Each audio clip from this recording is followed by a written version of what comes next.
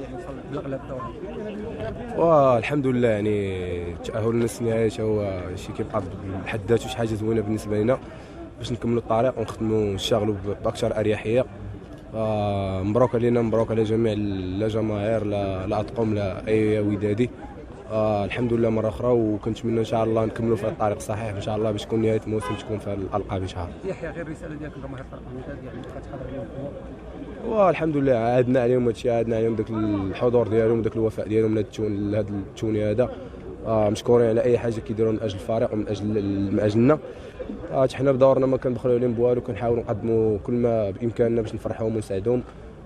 الحمد لله مبروك علينا، ونتمنوا معاهم ان شاء الله نكملوا الطريق باش نتوجوا في نهايه الموسم ان شاء الله بالعافيه. وكيبقى طموح يعني كيف كنقولوا مشروع لاي واحد. حنا الهدف ديالنا هو نتوجوا بالارقام، ما كرهناش نديو حتى شي سداسيه ولا شي سباعيه كاع.